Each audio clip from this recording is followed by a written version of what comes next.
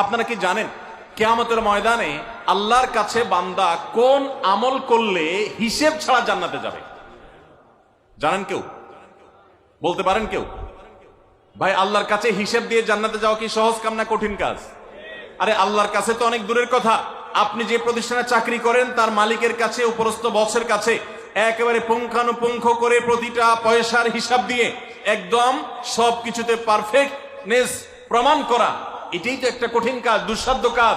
সেখানে সারা জীবনের হিসাব আল্লাহর কাছে দিয়ে পাই পাই করে তারপর আপনি জান্নাতে যাবেন, বিষয়টা এত সহজ না। তাহলে হিসেব ছাড়া আল্লাহ তাআলা এমনিতে বলবেন হিসাব টিসাব নাই, তোমাকে এমনি জান্নাতে দিলাম, এটা চান আপনারা? দেখুন কোরআনে কারীম আল্লাহ তাআলা বলছেন ইন্নামা ইউওয়াফাস সাবিরুনা আজরাহুম বিগাইরি হিসাব। আল্লাহ বিনিময় দেওয়ার ক্ষেত্রে, সওয়াব দেওয়ার ক্ষেত্রে দুনিয়াতে যারা সবরকারী হবে, যারা ধৈর্যশীল হবে, যারা সহিষ্ণু হবে, যারা নিজেকে নিয়ন্ত্রণ করতে পারবে, এই সবরকারীদেরকে আল্লাহ তাআলা হিসেব ছাড়া দিবেন, তাদেরকে সওয়াব দিবেন হিসেব ছাড়া। তাহলে আপনি যখন আপনার কর্মস্থলে থাকবেন আপনাকে ধৈর্য ধারণ করতে হবে। আপনি যখন পাবলিক পরিবহনে উঠবেন আপনার মাথা ঠান্ডা রাখতে হবে। আপনি যখন আপনার বাসা বাড়িতে থাকবেন আপনার মাথা ঠান্ডা থাকতে হবে।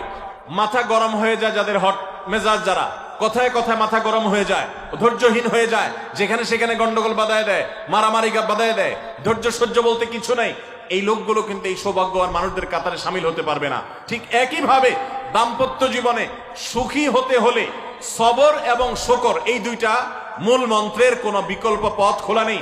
সেটা স্বামীর জন্য প্রযোজ্য, স্ত্রীর জন্য প্রযোজ্য।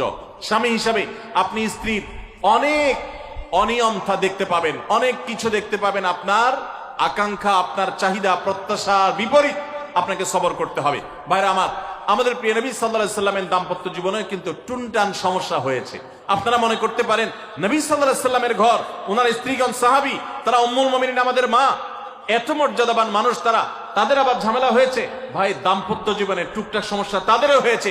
প্রিয় নবী সাল্লাল্লাহু আলাইহি সাল্লাম নিজে একদিন বাসা ছেড়ে মসজিদে নববীতে এসে মন খারাপ করে বসেছিলেন, তিনি বাসায় যাচ্ছেন না, অভিমান করে।